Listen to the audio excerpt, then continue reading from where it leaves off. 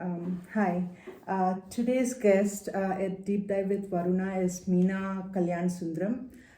She is WeEMBRACE founder and a doting mom of Athish. Thank you very much, Meena, for being my host today. Thank you, Varuna. Yeah. Um, if I have to ask you a question with two choices, would you like to be mom of Atish or WeEMBRACE co-founder? Atish is a co-founder for WeEMBRACE. Okay. So everything is in WeEMBRACE only. So naturally, I want to be for both of them. Okay. Yeah. Yeah, I know it's a tough Yeah. choices to choose. So I would like to know who is Meena before being a parent. Yeah. So I was a very ambitious, career-oriented person. I was working. I started my banking career, way back in like when I was 20 years old. At that time, I was doing my law college. I still quit the college, and I joined the bank, and then started my journey with the motivation of my father. He was the inspiring person for me, and he showed me the pathway, and I was going up the ladder. Okay. I was very ambitious. I should say I was very focused, not having like a real social life, and just focused on me, my career, my ambition. So that was Meena. I achieved academically as well as and in the career, banking career, quite a lot. Okay, great. Yeah. So one fine day, Atish came and has changed your Yes. life and career, everything, right? Everything. Okay. So for the viewers, I would like to know what is Atish, like who is Atish, and how dear Atish is to you. Atish is currently 25 years old. He just turned 25. And he was born in 1998. And everything went well with the pregnancy. And all of a sudden, when the time for the due date was approaching, I was not able to get admitted on the due date, but I had to. He was born 2 weeks later after the due date, Okay. and the reason was the cervix was not opening. And one fine day they said that I need to get admitted in the hospital, and they did not allow C-section. Okay. And they said that they are going to be inducing labor pain, and that's something that is always being done. Yeah. So everything went well. I got admitted. I went into, with the medication, pidoxin. That's the labor inducer med, and then everything went fine. Like the whole day, I was in labor, in the sense working on it. I had my epidural injection also in the night, and then the next day came, and then he was born around 10:30, 10:36, and that's the time everything was like we were clueless of what's happening around us. So when he was born, he was he did not cry. And I thought that I didn't even notice, neither did my mom or my husband. And when he did not, and just for a minute, we were just congratulating each other, and the nurses took him to the nursery. To the to get him cleaned up and everything. So just half an hour or 45 minutes later, that's the time we really realized that where is the baby. Oh. Until then, we were just very happy and sharing with calling friends, etc. Okay. So later, when we were asking, they said that he is going to be transported to a different hospital. Wow. In the sense he's depressed, and he needs help. He needs to be intubated, everything. So they just came and I just saw, touch with my pinky finger, and they just took him to Stanford. We were in the Bay Area at that time, in Fremont, and then they took, and we were just like wondering what's happening. And in the midnight that day, they called and let me know that his brain is damaged severely. All his most part of his brain has been damaged, and then followed everything. Like we weren't sure. That has never happened in our family, or I've never come across, or I've never heard of these. Whatever was happening, and so on the fourth day of his life, they said that you need to assemble tomorrow. He's not going to be. We are not going to be having him in the incubator, and we are going to be. He has to be let go. Oh, okay. Because insurance will not cover. So that's a challenge in this country. Especially we were immigrants also. So we had to we were wondering what's going to happen and everything.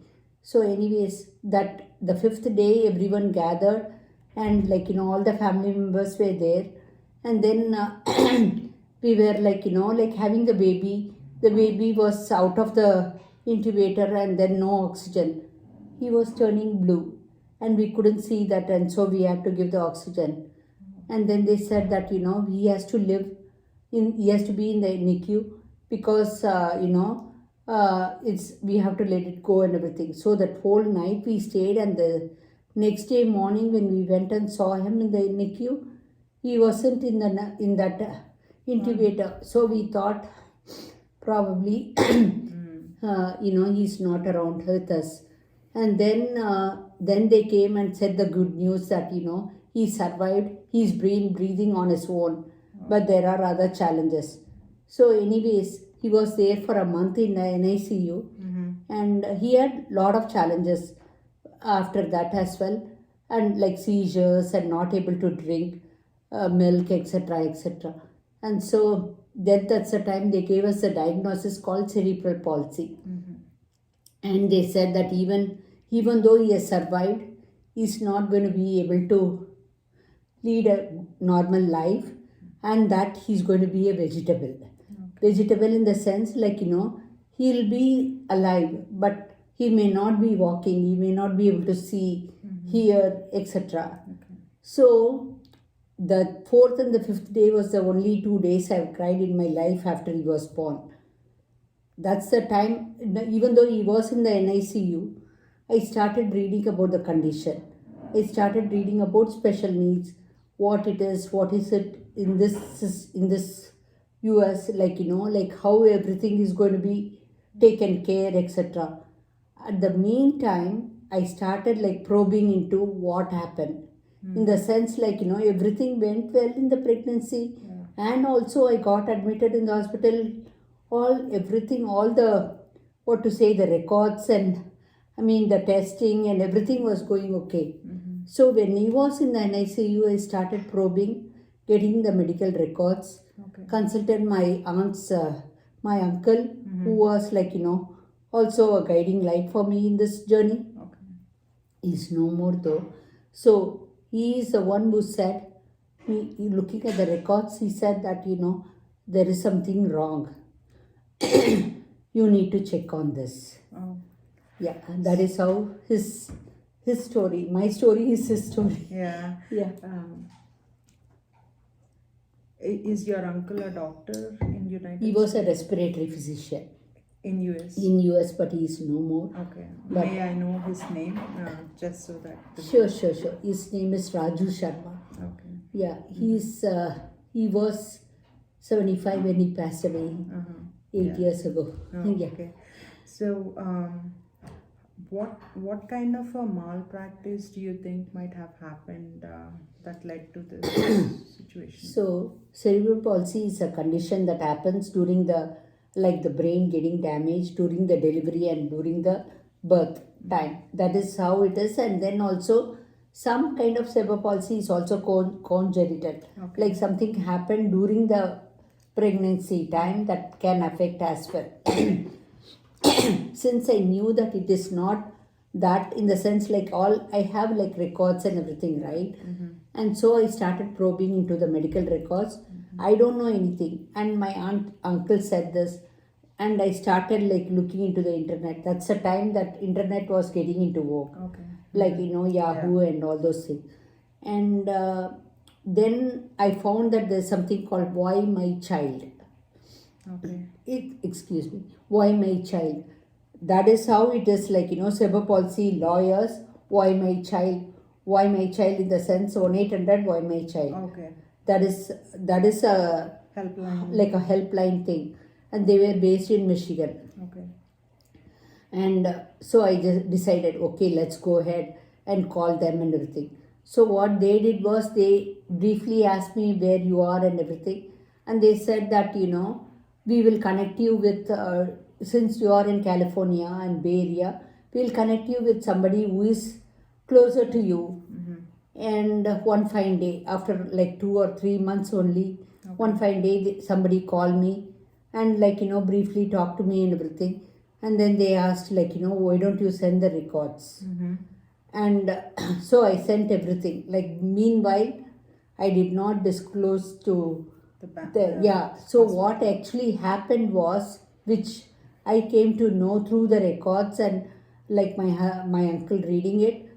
Basically, the the nurses before and after shift, like 6 a.m. nurses. Okay. So my son was in distress inside my womb. Okay. Like like the umbilical cord was rounded his neck.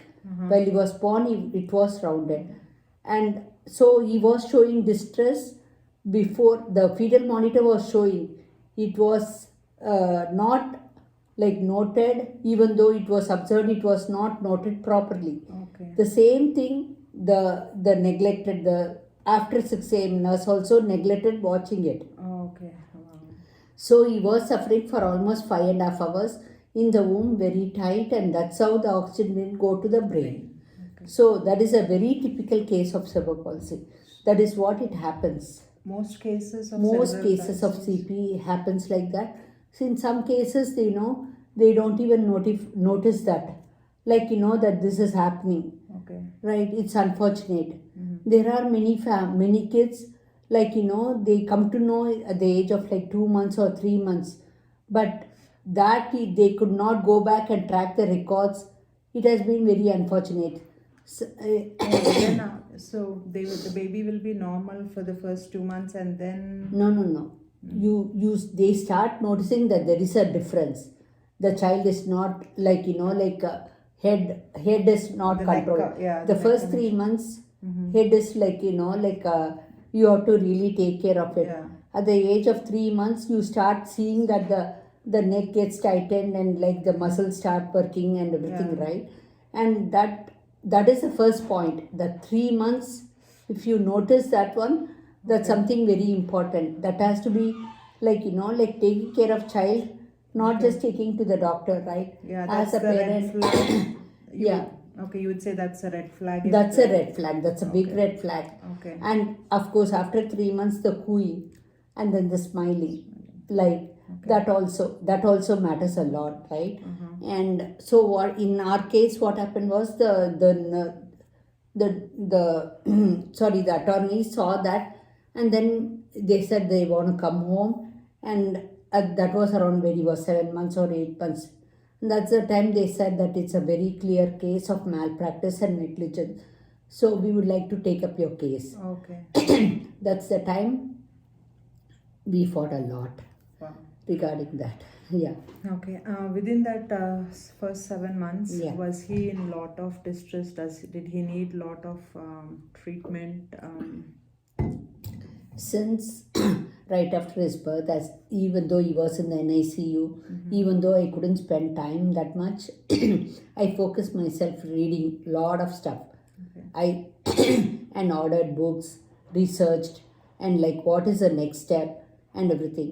So when he came home 25th day, 26th day, 1 month old, the physical therapist. I worked on everything. Okay. Like I wasn't keeping quiet. I wasn't dejected. I wasn't wondering why it had to happen, because there was nothing that I could do. Yeah. I mean, after effect, right? Yeah. There's nothing that we can do. But like when humans come across a small struggle, they Yeah. ask like, why me? You know, like no one will ask when everything was affluent and when happiness, you know, like when Yeah. you're happy, but when something hits, and yours is like you hit the rock bottom, right? I mean, Yeah. I think after struggle is also after birth, it's again, Yeah. every day is Yeah. a challenge in a Yes, way, in a every different day is way. a challenge. But why did you ever ask why me? So the thing is, the reason that also triggered me to look into the malpractice thing, I would like to share something that happened to me before I got married and everything. So I had a medical accident, in the sense, like, severe allergic reaction to a treatment that I was receiving in Germany. I was working in Germany. Yeah. And there, because of like lack of communication, lack of language, they gave me right medication but wrong dosage. And then when they were like, trying to wean the medicine, it reacted differently, and I developed something called Steven Johnson syndrome. Okay. And that was also a clear case of negligence. Because of that, the doctors admit and everything, but I did not do anything at that time. Yeah. Here I want to interrupt. Sorry for that. No. But when I read your an excerpt from your Tamil article, I said like you fought for your child, but you didn't fight for yourself. Yes, that is what I was right. Yeah. Yeah, that is exactly. So I did not fight at that time. In the sense, like, it's not about that. It's about, I am living in a country where I've been like, transferred, and I'm just there for a couple of years. And so I was not a person that, because I know my career might get affected and etc. were flowing in my thoughts. And so that was inside me, I guess, that fire, that I will not let it go this time. I didn't have time to think even why my child. Okay, that is the fact. He, after he was born, those 25 days really transformed me into a better person. I realized that now my purpose is, this is what is my purpose. Because I was like, I used to, if I was like, nothing had happened to me, and I would have been a normal human being. Yeah. In the sense, like, I want to work, I want to earn money, and like have a family and just enjoy and everything. So, but since he was born, I have been like I have changed a lot, which has not only like, like for my well-being, for my sanity, as well as, I have this great satisfaction in life right now. I mean, like, but in any case, for the question that you asked me, the book, there was one book called Cerebral Palsy, My Child. Okay. That book I read from top to bottom, like from first to last page. And in that, I really understood like what I am supposed to do. In the sense, right, there's like, the gist of it is, the life of a caregiver or a parent is in the bathroom, in the kitchen, in the bedroom. This is what it is about. Because either you're cooking special diet for your child, either you're like, being with the child in the bed, like co-sleep, and also take care of other stuff, like, and in the bathroom, like, they will be having incontinence, no potty training. It's not about no potty training, it's just that they have no control over bladder and and that kind of told me I do not have time for depression. I do not have time to overthink, overanalyze. But I did analyze, and that is happening simultaneously. Again, that's not in my hands. It is up to the lawyers I have to cooperate with the lawyers. So that is how it went. And since the day he came home, he has been on therapies until today. Also, he has. So I just followed whatever the physical therapist, the occupational therapist, and of course with my own read. So every day since he was 1 month old, I was for the whole of that year. I was with him in the bedroom for 10 hours doing like kind of like brain stimulation. He's just a baby, infant. Whatever he needs by the OT, and I kept on stimulating him. Okay. So because the brain has this plasticity, Yeah. and especially before 3 years, 3 years. and also like they say 6 years as well.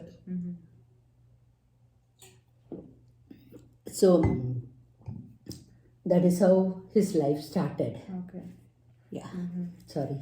Yeah, no, that's fine.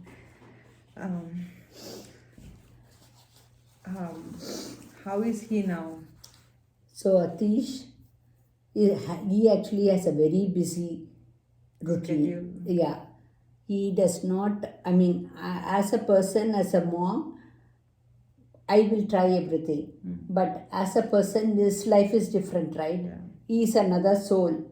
Even though I gave birth to him and everything, that soul is like, such an happy one, and is very cooperative.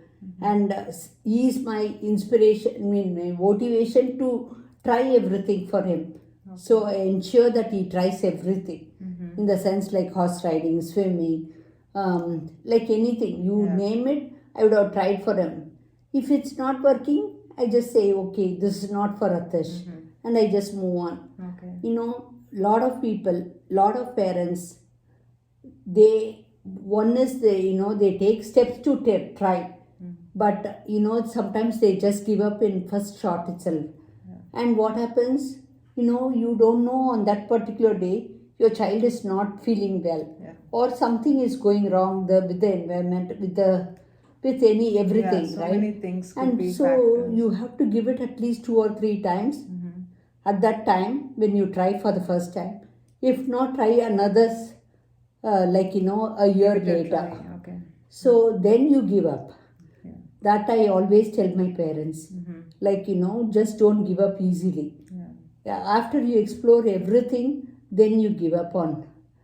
Yeah, that's very important. So what does he like the most? Horse riding or bus? I see him Everything. jumping on the trampoline. He just loves everything. Okay. As I said, right, even right now he also has a full-time caregiver, who is not full-time, like say 6:30 to 8:30 on all 7 days right now. Okay. And so I'm a secretary. Okay. So I prepare the schedule, weekly schedule, daily schedule. Okay, and I ensure that his appointments are all fixed. Okay. And they are taking him and they are helping with him in the therapy center or in the like a social activity, etc. So it's he is just happy with he loves to be around people. Okay. That is his plus point right from the beginning. I'm sure you are asking about this one right now, but I wanted to little bit go back to his childhood days. So the first 2 years of his life, I have been running around, I used to travel almost like 80 miles a drive. Drive almost 80 miles a day. Okay. Like from one corner, from Concord all the way to Las Vegas. Going from like a circle around it. In the sense that, I wanted to try everything for him. And I started exploring alternative treatments as well. Okay. Because not everything, I mean, the conventional treatments are going to be happening for a longer period of time, but alternative medicine and complementary treatments, right, like preventive care, I started trying them as well, because I did not wanted any stone to be turned around. And at that time, first 2 years of his life, I was so focused that it's just Athish. My husband was taking care of his job. He was like almost 24 hours he used to work. for earning money for me to take him for therapies. Yeah, the support. That's the time I realized at one day I realized that what am I doing? Yeah. I'm just running around. He's getting what he wants. Yeah. What about me? What about my husband? Yeah. We don't have a life in the sense we see for an hour a day. That's all. Because he was like running around for his job. I was like, focusing around with the help of my mother, my sister. They were there Okay. throughout with me. Like, my mother is there to support and everything. That's the time I realized one fine day, a parent called me. She said, like, I heard that Atish goes to this school. I came to know about you. I also have a daughter. She was 4 years older than Athish, the girl. And would you like to join a support organization? Oh. Indian. I said, like I was hesitating a little bit. Like I don't have time for that. Yeah. I was running around and I attended a support meeting in a different organization. At that time, I felt like, okay, this is what the other person said. It's something that I need, not just for Atish purpose, it's for us. And then I am going to be helping Atish. Yeah. And that's how I joined an organization back in 2000. Okay. And that's how I got connected with so many families. I was one of the first contact person for everyone. Okay. So I got very involved in that organization, started organizing workshops, seminars for the parents, activities for the parents, for the kids. Okay. So I was the board member. Even though the founder was there, I was the person who was like coordinating all of them. Okay. And that went for like 10 years. And then the journey moved around. And during this period, Athish was also getting socialization. And we as parents, we were also seeing the other side of the life. Okay. Even though they are not like the typical families that they meet and everything. But within ourselves, we were meeting. Within ourselves, we were having fun. Girls' night out, dad's night out, etc., etc. So life wasn't like I felt like I wasn't missing anything. Yeah, because you're socializing with other parents. And you learn from them. Yeah. You learn what are the mistakes that they did. Yeah. And how their journey has been. It's very, very important. Support group is always very important. And so life has been with I also simultaneously I decided I would like to work with other kids. Okay. Because Atish was making progress and his therapist kind of like motivated me. You will be a good therapist as well. Okay. So I entered into masters in occupational therapy. I did half the course though. I also did the masters in special education. Okay. I did behavioral certification. And I started working in schools, in the clinics, and as well as in the kids' homes. Okay. So life was very busy for me, and Atish was also progressing.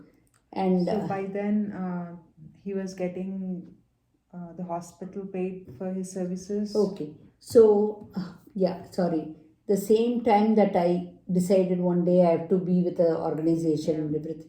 So it was going on, the case was going on, and the case, the way it was, they accepted it. The hospital accepted that the nurses had made a mistake. Okay. Even though the doctor is also involved, but it wasn't, we weren't able to proceed with the doctor. Okay. She had her own reason, and then my lawyer said that, you may not win over there. So they have come up with a settlement that is like, that will help him in his long term. Okay. It's not like, like a lump sum, you get it. It is like, like a monthly sum amount throughout his life. Okay. So that is only for his therapies. Oh. It's not even for his, like in his home or like clothing or food or nothing. Because usually after 18, the social security helps with those things. Okay. So this is only, and it's a court appointed one. So we have to show accounting for what we are spending also. Oh, the expenses. It's very, very, like what to say, everything is structured. It's not something that, just because in this country is like, has been really, what to say, as supportive as possible, I should say. Okay. The system. Yeah. That's really good, like at least she is getting some benefit, Yes. like some Yeah. coverage. Yeah.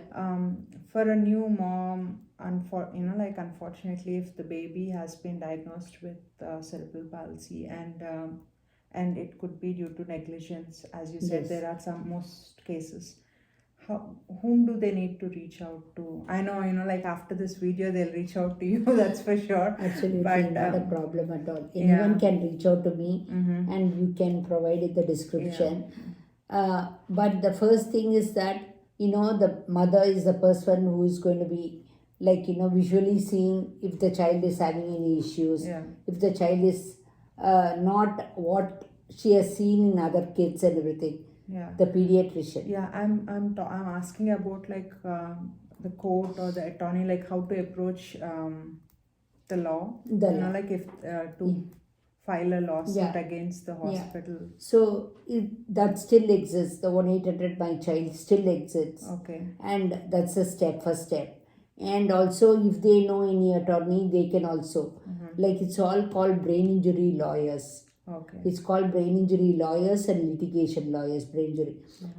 So they all advertise that way only. Okay. And they have to do their research and they come into terms as well. They have to interview the lawyers and see like what is that they can really do before even committing their time and everything. The parents, because they also need to concentrate on their child because that is also important. So in my case, I was concentrating on Athish and my husband was working on. Even though I started it, he was like taking care and everything.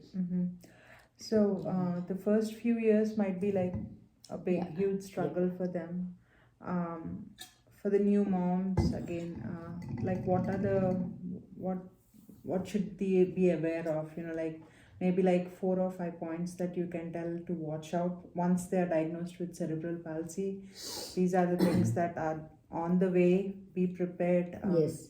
So pretty much it's the gross motor, the milestones. There's always there the developmental milestone, like the growth charts and everything. The first is the eating, the feeding. Second is like the head control. Third is the rolling over, because you will see that the child can be very floppy or the child can be stiff. These are the two important things that to be noticed with their tone. The muscle so tone. In my son's case, his left side is completely affected. Okay. So his right is functional. His left is like he has spasticity. Okay. And his leg. And with Athish, he has like his degree of spasticity has decreased a lot. In the sense that is because of the amount of therapy. You have to keep your muscles active. Okay. I know I'm jumping, but I'm just saying that. Then the 7 months is the period they start like cruising and sitting up and everything. So once this head control is not there, nothing follows. So with CP, the gross motor, the fine motor, these are very important because it's all about motor control. There are some children who not only got diagnosed with CP and also over a period they also get a diagnosis of autism as well. That is, autism is completely a different kind of medical condition, right? So, and they will start seeing those symptoms as well. Okay. So, it's like, it's very unfortunate. It's just that, the first 3 months, whatever you notice, you start seeing that something is not happening. They have to keep us an eye on everything that happens. And definitely they have to be in the guidance of the pediatrician. Even though they say that, pediatrician will say, let's see, like, how they are progressing. Yeah. But we shouldn't keep quiet. Mm-hmm. I mean, we have to be on top of everything. Yeah. And yeah, Okay, that's the mom has, like the Has to mom be would be very- knowing something is Yes. not right, Yeah. like she's the first judge to absolutely. assess Absolutely. that. And how important is OT, occupational therapy, for these kids? I know you mentioned that it's Yeah. very important, but how much coverage does an insurance provide Yeah. for these kids? So the diagnosis is first important for everything. Yeah. Unfortunately, Mm. even though we are not like, even though diagnosis doesn't matter, in the sense like, we have to work on their symptoms, their Okay. challenges, etc. But because we are bounded by insurance, we have to have a diagnosis. Okay. With the diagnosis, there is like, like based on the parents' insurance plan, everything will be covered. Okay. In the sense like if they have a group plan, private insurance I'm talking about. Okay. Yeah, so the group insurance plan, what to say, like, if based on the premium. Yeah. Yeah. So I work for a health insurance company, and I know, like, for occupational therapy they give like 26 visits or 52 visits, something like that. But that wouldn't be sufficient for No. these kids. Yeah. So usually the case is like 20 visits of PT, 20 visits of OT, 20 visits of speech. But if the child needs, it's medically necessary from the pediatrician or from the primary care, if they send a letter, everything will be covered. Okay. Every single weekly visit will be covered. You can exit. They may put a tab saying like 90 visits though. Okay. So it depends on the group plan. The group plan is the one, because see, everything under the group, like, I'm sure you're aware of it, right? So maybe we are in the group plan where Atish needs are more, whereas somebody else in the group plan does not. So it's kind of like, balancing out. And as far as not everyone has private insurance, right? And especially people who are like, deprived financially and everything, especially in California, we have the option of getting public benefits right from the child is born. So there is something called regional center.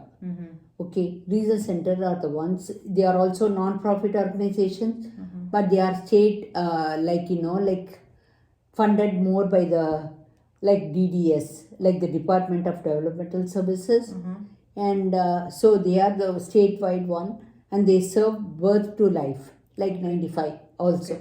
So the pediatrician or the primary care are the ones who are going to be saying that, you have to approach this particular regional center. And there's something called California Children's Services. They start serving at the age of 7 months all the way to 21 years. Okay. And they provide physical therapy, occupational therapy, speech therapy weekly. Okay. Again, you have to have the diagnosis. Yeah. So but will the pediatrician has that awareness to guide these parents? There are some pediatricians called developmental pediatricians. Okay. Not all pediatricians. I mean, I don't know. Okay. But there are some developmental pediatricians in each medical network. Okay. So, they would say like, you probably need to go and see this particular person. Okay. And again, these will be, the parents have to be aware of this in the sense, and that's where the support group, support network, everything comes. Yeah, if a parent is clueless, like he or she, the mom or the dad, are still like wondering what to do, what would you suggest them? Like, whom do they need to reach? Like. Yeah. So every city, I would say, or every like a zone or county, I should say county, they will be having such organizations like WeEMBRACE, Okay. or even like what to say, regional centers. They can directly approach the regional center, or like organizations like we are resource organization as well, Okay. support organization. So for Sacramento, like WeEMBRACE is there, and Warm Line Resource Center is there, Okay. and in Bay Area something called Parents Helping Parents. So I would say that I can be of resource for anyone. Even if yeah. someone watching in Florida or Yeah. Michigan. So the other thing is that I need to disclose right now is I not only support WeEMBRACE, I not only support the organization back in Bay Area, I run lot of WhatsApp support groups across this country. Okay. So I kind of like have it's all Desi special needs spot, but I don't have like restrictions for any of the other ethnicities to join. And I also run support groups on Facebook. Okay. So people can reach me out on Facebook, or that way also they can Meena Kalyanasundaram, and they can approach me, and I can direct them to the right spot. I do have like moderators in all the cities. Okay. So they can also help them out, even though I am here in Sacramento. Yeah, that's good. I will actually leave your details Yes. in the description, so that if someone has to reach out to you, they can have that Sure. information, right? Yeah. So many, I'm talking about mental health here because it's very hard for the parents. We as parents, every parent tries Yes. to, we imagine our kids to be like the best, and once you know that you're like you grieve, like when Yes. you have a child with different abilities. How should, there's no one way, Yeah. but how can the mom or the dad be strong? Like, how do they have to shift their mindset in order to face it's a situation where they can't run away, unfortunately. Right. Like God has put us in a place where we have to face it. Yeah. What would you suggest to Yeah. those parents? So you actually hit the nail on the head. So the thing is that when you get a diagnosis for a child, when you see that there is something going wrong, you start getting a roller coaster of emotions, fear, disappointment, grief, like like guilt, okay, anxiety, and depression. Okay, these five are like not just in as soon as they get the diagnosis, it is going to be in different phases of the child's life. It's like disappointment, frustration, and everything will happen. You're right, the parents' mental health is very, very important. That is, they have to just first talk to other parents, because they have to understand that they are not alone in this journey. Okay, and their journey is definitely unique from other parents' journey. Here we have to keep the child away from them, because again, even though you gave birth, it is whatever they are meant to be and everything. You need to think about your future.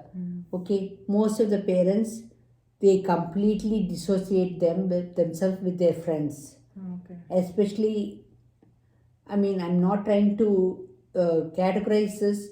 When in my case, I got the diagnosis at the age of, it was just 7 days old. But there are parents who get their child's diagnosis at the age of 1.5 years old with something. Okay, and there are also parents, everything is going on well, and their child gets into an accident, and they have some kind of injury and everything, right? And what I was trying to say is, yeah, their life is different. You are there to only support them. You are supposed to, your duty is to give them the opportunities for them to explore the possibilities for them. But throughout this journey, the parents or the caregiver, even caregiving industry, my son's caregivers, I tell her that during the day, you take a break, I'll be there with Atish. Okay. Because you never know, they have their own life with Yeah. as well, and with our child's life, you don't know how frustration they can get as well. So that is something important, and they have to socialize in the sense like have a social life. They have to somehow incorporate it, even whether they do things together, the husband and wife, or do something with their friends, old friends. I know you are going to get a new set of friends. They will get eventually, right? They see parents in the therapy center, in the clinics, the school, and everything. They might start feeling like I'm just happy with them right now because I see what they are doing, and that is what I am. And they ignore their old friends. And one fine day that is getting into a depression. At that moment, when they are trying to ignore, it is working out good because it is fitting into their schedule and everything. And also, I mean, many parents, they they are still in denial. Also, acceptance is a. I mean, I can't as a parent, and also as a professional, and also as running the support groups. I see every time that, and I can't talk for them. I can't share my opinion on them. They have to go through that curve, that phase of coming out of this denial. But being in a support organization will help them get slowly better, in the sense okay, they get stronger. I know many families here in WeEMBRACE, they were initially not coming for any of our activities. And when they start seeing slowly, like even if it is a 2 hour, 3 hour event, they'll come for first 15-20 minutes and then they left. It was too overwhelming for them to see, not just, how it's going to be there for their child, but it is for them, in the sense seeing some of the children who are not doing well, not better than their child also. That also bothers them, affects them. Empathy kicks in, right? No, the thing is that they get into a sorrow time. Just seeing other children who are not even doing what their child does. So they just keep themselves, isolate themselves, they avoid being around with other families. I can't say that is wrong or right. All, they learn it. Everybody learns everything slowly. And we have to, most of the time, the parents, they also not only isolate from friends, they isolate from their family members. They don't try to disclose or share their, what is going on with their own family. And that is how probably the husband and wife decide to choose. What is needed for them, because they want to be in that close bubble only, that small bubble. They do not want to expand themselves, because they don't know when it will get burst. And so what happens is, they slowly understand, maybe when the child is 18 years old, 19 years old, that that's the time they awaken and see, oh, what happens to my child if I'm gone? Who is there to support after us? You need to decide slowly itself. You have to ensure that your child is getting used to everyone. But it is also not possible. I'm not saying that this is right, but you have to think about it, what to do. You have to plan, and you have to change your family dynamics, and also everything surrounding you, you have to change. Because life is not just ended with getting the diagnosis or with therapies or going to school. Life is beyond.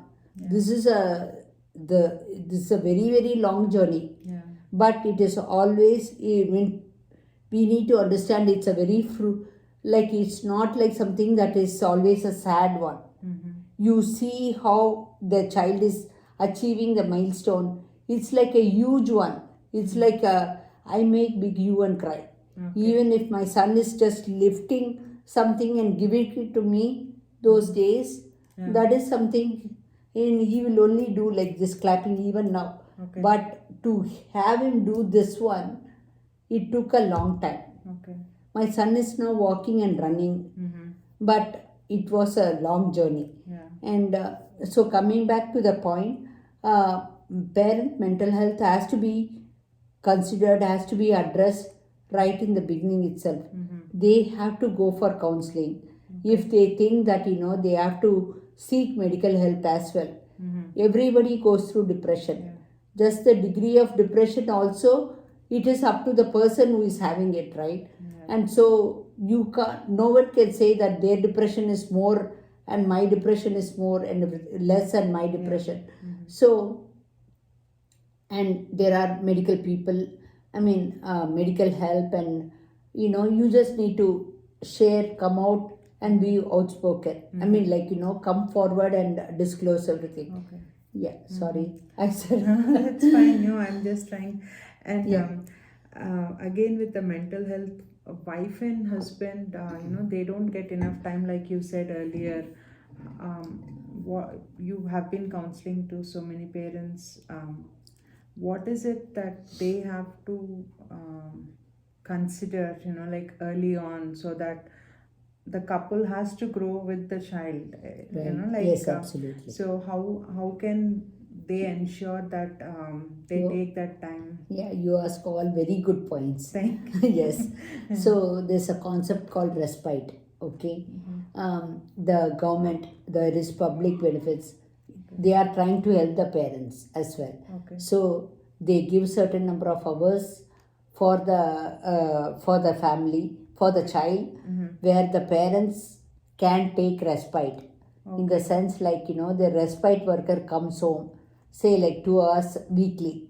They come and spend time with the child. It's a in-home respite. Okay. And then the parents usually they go for a dinner. Okay. And they go for a movie or whatever. Yeah. Like what they like to, whatever Yeah. they like to do. When I'm saying this, until my son was like 16, 17, I never used this one.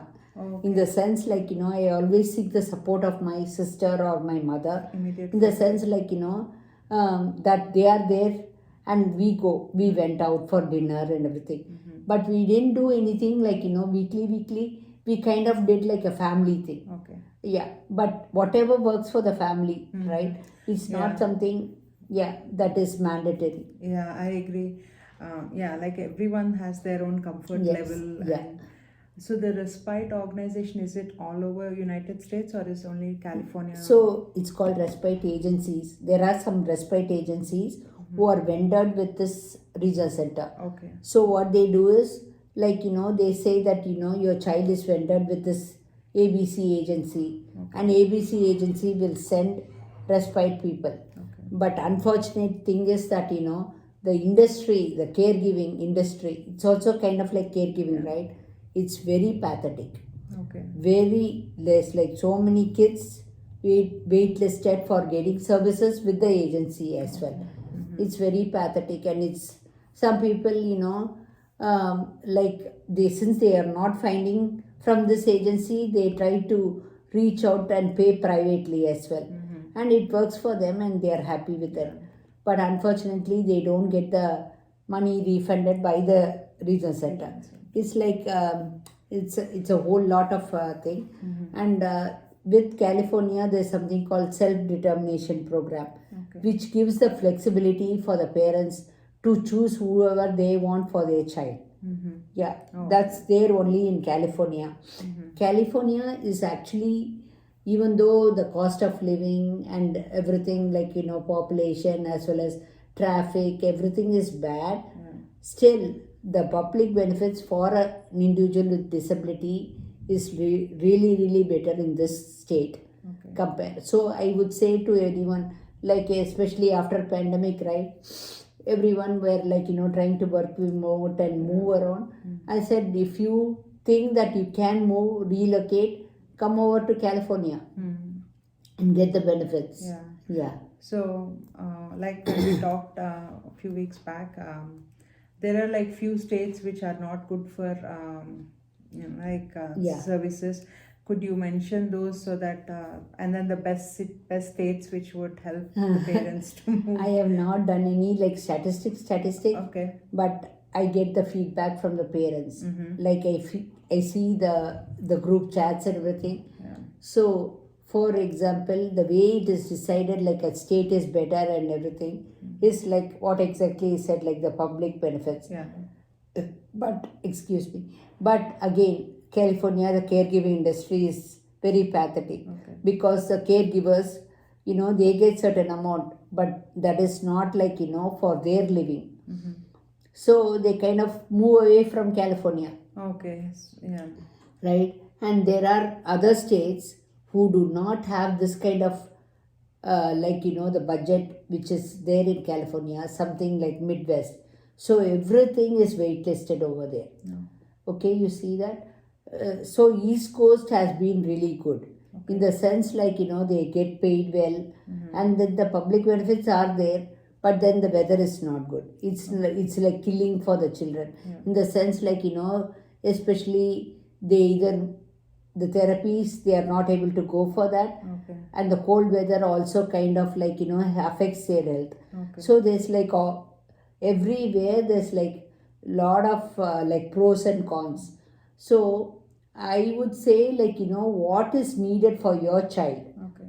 Okay, what is that? If your child can handle cold weather, and because there is good benefits, you can move to the East Coast. And something like good weather and everything, the people move to San Diego, like Los Angeles. Okay.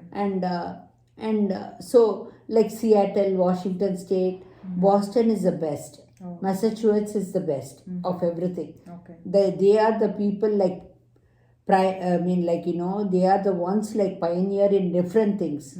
Of course, they have this great university as well. Yeah. So I would say like if anyone says that I don't mind, I don't mind my living in a cold weather, I would strongly suggest them to go to the tri-state over there. Oh, okay. So I mean, I can't pinpoint a certain thing, but it's it is like that. That's good actually. Like you have mentioned like a few states where if the parents have an opportunity to move around, then that's good. So another thing that blew me off is you mentioned that you want to live at least 1 hour longer than Athish. Yes. I know that made me very sad, and I feel like bringing it to the public. How do we need to support, or what are the precautions and what are the things that the parents need to take care so that the kids get those benefits exactly. Later on? Again a very good question. The thing is that as parents, I started thinking way ahead of everything. I don't know, I call myself as abnormal. The reason is I don't see anyone like I wanted to go with them, but it is all for the betterment of my whole family and my. I only have Atish, my son, but I also have my sister's sons, okay, who are like my sons. And Atish has been growing up with them. Okay. Or the kids have been growing up with them. And I'm sorry to interrupt you here. I know you mentioned about your sister a lot. I just want to know about her name and, I think she is your support, a strong support. Yeah. So my husband is only child for his mom, for his parents. Yeah. His mom is also living with us. Okay. My mother, she's been there right from the beginning. She's been with us. Okay. They're all we got everything, whatever they need. Yeah. And I have only one sister who has been a huge support for me. Even though she's not here, her kids are here. She lives in Hyderabad, in India. Okay. But every year she comes here and spends time with us. And she's the first person to notice all changes with Atish. Okay. Any progress also she'll tell me, he has done this, he has done that. She has a better eyes than me, I would say, with Atish. Yeah. And Atish also loves all of that, their whole family. But coming back to what you said, when he was 12 years itself, right? As I was like, progressing every stage of his life and everything. That's the time it hit like, what is that parents are doing after they turn 18, after they get older, etc., right? One is their, not just their mental health, they have to take care of their own health issues and everything. So I started having problems health wise. Okay. Since my son was born, I started because of my the condition that I had, Okay. and I also have another condition that is affecting me a lot. And even though my sister's sons are there, and even though a parent has another child, you can't have them as dependents. Yeah. You as a person, as a parent, you have to set up everything for them, have them settle in life before before it's too late. Right? So I started thinking of all the options for Athish, like living options. And that is one of the reason I used to be in Kansas for 4 years in between coming here in Bay Area. And I moved here because of the California benefits and everything. I came back. Okay. So, and I had to ensure that Atish has his own place to live with his supports. Okay. That is what was my, even though it was we used to walk, I wanted him to walk, I wanted him to see, I wanted him to, but after a certain age, it's all about, I wanted him to live in his own unit with the support of the caregivers. So we started working on that, and he's now like that. Okay. And he just during sleeping hours he's with us, and it's all settled for him. Okay. In the sense, like, as I said, but for us, still, who is going to be taking care? That house, that thing. And it's like I have to be around. That is that is what I decided. I know. That is, I had 2 medical incidents. That's my stroke happened 2 times in 2021. Okay. That actually kind of made me get more scared, in the sense, what happens tomorrow if I'm not there. My husband also has health issues. Okay. It's like, it still keep on going on in my mind. But what to do? There's nothing that we can do. All that I pray is, if something happens, his life expectancy is low only. Oh, okay. All that I can pray is, I can't say that, and I don't want to say that, but at least I can say that I want to live more than 1 hour, so that I ensure that everything goes well for him. Right? All that I am focusing on right now is my health. I just need to ensure that I am there, alert and alive, for taking care of his daily needs. And that's what my husband also is, not just me. We both are but again, I can't just keep quiet with that thought. I have to work around. So So I know this is a very, very heavy question, and it was very hard for me to ask this question, but I just want to know your perspective on that. I just want to end this here, but Atish is so blessed to have you and your husband as his parents. And he came here for a purpose. He came here to ignite the fire in you and your husband. Absolutely. To grow, to build such a beautiful organization, gather those parents and the kids to get to experience that. This is not just the episode. We are just ending it because it's almost 1 hour. I want to have another session with you to know more about WeEMBRACE, we do, what you do in WeEMBRACE, and how can that help parents. Absolutely. Thank you for all the questions, because that's really, really important for parents to know. And as I said in the beginning, I said I was a very ambitious, career oriented, self-centered, my goal, my life, my career. But again, after Atish was born, every single thing, I think I got my frontal lobe changed. But I still, I like after talking to an hour, I feel like you're still that you're ambitious, you know. That way. You are self-centered because your goal is giving the best support for Atish, In and a you're still different pathway, continuing it. in a different Yeah. journey. So I think your personality hasn't changed, but then your, you know, like your pursuit, your purpose has changed. I would say. Yes, you're right. But thank Yeah. you very much, Thank Meena, you. for this. Thank you for the viewers for watching. If you are staying until now, thank you. No, they Yeah. will. I'm sure at least some. Yeah, but thank you very much. Thank you so much. Thank you. Yeah.